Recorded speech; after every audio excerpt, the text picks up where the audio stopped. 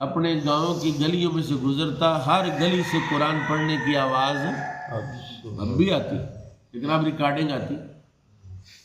کسی نے T V channel لگایا ہوا ہے جی، کسی نے موبائل پر ریکارڈنگ لگائی ہوئی ہے. اور آپ کو پتہ ہونا چاہیے کہ جو ریکارڈنگ والا قرآن ہے، ریکارڈنگ کی جو تلاوت ہے، اس کی وہ فضیلت نہیں ہے جو آپ ڈائریکٹ لائیو پڑھے، خود پڑھے. کیونکہ آپ کے پڑھنے سے نزول ملائکہ ہوگا، آپ کے پڑھنے سے آپ کی زبان معطر، آپ کے پڑھنے سے آپ نور بن جائیں گے، نور آپ کے اندر داخل ہو جائے گا. اور یہ نور ہے، نور مصطفیٰ ہے اور نور قرآن ہے. میں آپ کو رسول اللہ کی ایک حدیث عرض کرتا ہوں. میرے آقا نے اس طرح ہم بیٹھے نماز پڑھی، مثلا 2 3 4 آیتیں نہیں، میں نے کو 15 20 آیتیں حوالے کے طور پر پڑھ دی ہیں، اور آپ نے ایک دفعہ بھی سبحان اللہ نہیں کہا. جبکہ میں کوئی بلے شاہ کا شعر پڑھتا تو آپ نے مچل مچل جانا تھا.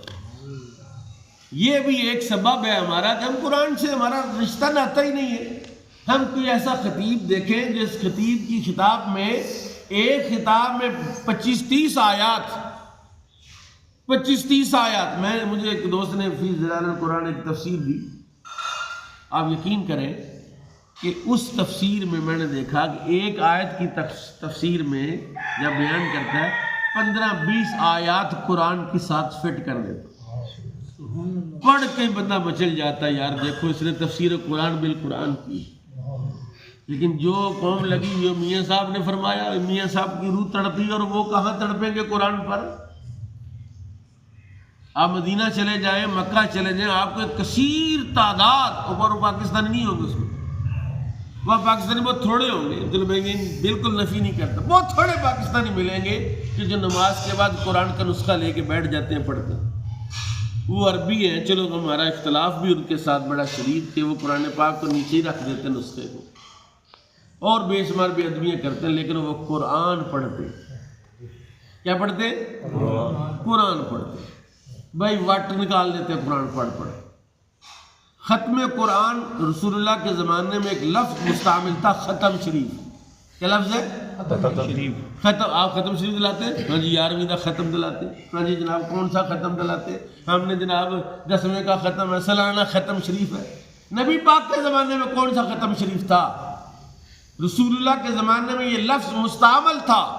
رسول اللہ کے زمانے میں یہ لفظ باقاعدہ طور پر صحابہ میں معروف تھا، مشہور تھا کہ جب کوئی بندہ 30 پاروں کی تلاوت مکمل کرتا، 114 صورتیں پوری کرتا، جس دن صورتیں پوری ہوتی، جس جگہ صورتیں پوری ہوتی، وہاں پھر کیا ہوتا؟ وہاں پھر ختم شریف ہوتا. سبحان اللہ. وہاں ختم قرآن ہوتا. ہم بھی اس قرآن 10ویں کی چیلم کی مجلس پتہ کیوں ختم کہتے ہیں؟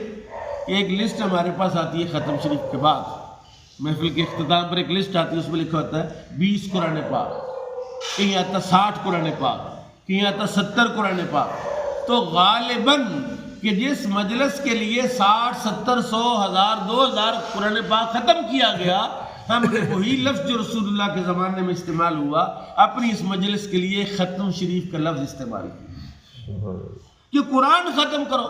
اور رسول پاک صلی اللہ تعالیٰ علیہ وسلم کو باقاعدہ اس وجہ سے اتنا شوق رسول نے صحابہ کو دلایا کہ صحابہ ایک دن میں قرآن ختم کرنے لگے، کوئی 2 دن میں ختم کر. یہاں تک کہ فاروق حضرت عثمان غنی رضی اللہ عنہ جب رات کو نماز تہجد میں کھڑے ہوتے صلاۃ اللیل میں، ایک ہی رکعت میں پورا قرآن ختم کر.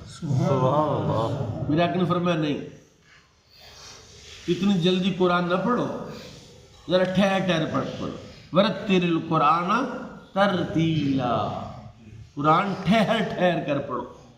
یا رسول اللہ مزہ ہی بہت آتا ہے اور شوق ہی بہت ہے اور لذت ہی بڑی ہے. فرمایا باقی امور زندگی بھی ہیں نا تمہارے ذمہ، حقوق اللہ، حقوق العباد، نفسک علیک حق، زوجک علیک حق، اولادک علیک حق، ازواجک علیک حق. تیری اولاد کا تم پر حق ہے، تیرے خاندان کا تم پر حق ہے، تیرے جسم کا تم پر حق ہے. تو کیا کرے؟ فرمایا اس کی 7 منزلیں بنائیں. کتنی منزلیں بنائیں؟ 7 دن میں قرآن ختم کیا جائے. گناہ نہیں ہے اگرچہ ایک دن میں بھی کوئی بندہ ختم کر لیتا ہے، 7 دن میں. اب کیا ہوا، ہمارے ساتھ ایک زیادتی ہوئی، ایک کارروائی ڈالی گئی ہمارے ساتھ. پہلے باقاعدہ ہر مسجد میں تراویح میں ایک ختم قرآن ضرور ہوتا ہے. اب پتہ کیا کہتے ہیں؟ اب قرآن شریف کو ضروری تو نہیں نا جناب، صورتوں نال ہی پڑھا دیں. یہ ہمارے علاقے کی بدعت ہے. حالانکہ اگر آپ تھوڑا ادھر جائیں نا تو وہ 3 دن میں لوگ جو ہیں وہ کھڑے ہو کے تراویح میں قرآن ختم کرتے ہیں. 10 قرآن پاک ختم کیے جاتے ہیں. اور حضرت ہمارے امام اعظم ابو حنیفہ رضی اللہ تعالیٰ وہ ہیں جنہوں نے رسول اللہ صلی اللہ علیہ وسلم کی سیرت کو، آپ کے میلاد کو، آپ کی تشریف آوری کو حقیقت میں سمجھا ہے. وہ کیا ہے؟ کہتے ہیں 61 قرآن پاک ختم کرتے ہیں رمضان میں. کتنے؟ 61 ٹائم وہ ختم قرآن کرتے. ایک قرآن دن میں، روز ایک ختم قرآن، ایک قرآن رات میں، اور 60 ہو گئے 30 دنوں میں، اور ایک قرآن تراویح. تو قرآن شریف پڑھنے کا رواج ہی نہیں رہا، دستور ہی نہیں رہا، اور ہم نے اس کو میلاد نہیں سمجھا. کہتا آیتوں سے آیتیں ملاتا رہا، پھر جو دیکھا تو ناتے نبی. تو وہ چھوٹی سی کتاب لیتے ہیں، بازار سے ملتی ہے 15-20 روپے کی، اور ہر گلی میں 70, 80, 50, 60, 15, 20 تو حافظ ہیں ہی ہیں. آپ کو ضرور ملے. کیوں؟ پتہ کیوں؟ نہیں پتہ. آپ کو پتہ حالانکہ نہیں پتہ کہ جب حافظ نعت خان جب نعت پڑھتا ہے تو آپ نوٹ پھینکتے ہیں. وہ جو دور بیٹھا ہوا بچہ کہتا ہے یار میں ابھی نعت سیکھنی چلے مال تو ملے گا. اگر آج بھی قوم فیصلہ کرے کہ جب کوئی قاری قرات کرے گا، تلاوت کرے گا، اس پر اتنے نوٹ پھینکیں گے کہ پچھلی سال میں بیٹھا ہوا بچہ کہتا نہیں یار میں قاری بنوں گا، وہ قاری بنے گا. اور کلام تو اتنے آگے ہیں، کلام تو اتنے آگے مارکیٹ میں، جو رسول اللہ کی عظمت اور فضیلت کے بھی خلاف کلام شروع ہو گئے. غیر مصدقہ کلام تو اعلیٰ حضرت کا، شاعر تو اعلیٰ حضرت، جن کے کلام کا ہر شعر جو ہے یا قرآن کا ترجمہ ہے یا حدیث کا ترجمہ ہے. تو وہ آگے کیا کریں؟ تو میں یہ کہہ رہا ہوں لقد من اللہ علی المؤمنین اذ بعث فیہم رسولا. اللہ نے مومنوں پر احسان فرمایا، ان میں اپنا رسول بھیجا. وہ رسول بھیجا جس کے سینے پر اللہ نے قرآن نازل کیا، اور اس نے قرآن کو اتنا پڑھا، اتنی تلاوت کی قرآن کی. آپ کو پتا سراقہ ابن مالک جب آ رہا تھا پیچھے رسول اللہ کو گرفتار کرنے کے لیے، جب آپ ہجرت کے لیے تشریف لائے، مکے والوں کا 100 سنہری سرخ اونٹ دیے جائیں گے اس بندے کو جو نبی پاک کو معاذ اللہ زندہ یا مردہ کسی حالت میں لے آئے. سراقہ ابن مالک ماہر تیر انداز تھا. اس نے کہا میں جاتا ہوں پکڑ کے لاتا ہوں. رسول اللہ کو پکڑنے کے لیے گیا، حضرت ابوبکر صدیق حضور کے ساتھ تھے، تو آپ قرآن کی تلاوت کر رہے ہیں، اونٹ پر بیٹھے قرآن پڑھ رہے ہیں، سفر میں بھی قرآن پڑھ رہے ہیں. نے کہا حضور وہ سراقہ آ گیا. آپ نے نہیں سنی اس کو، حالانکہ سن لی لیکن آپ نے توجہ نہیں دی، آپ پڑھتے رہے. اس نے کہا حضور وہ قریب آ گیا. آپ پڑھتے رہے. جب بالکل قریب آ گیا تو آپ نے پیچھے مڑ کے ایسے دیکھا نا سراقہ کی، اس کی گھوڑے کی چاروں ٹانگیں زمین میں دنس گئی،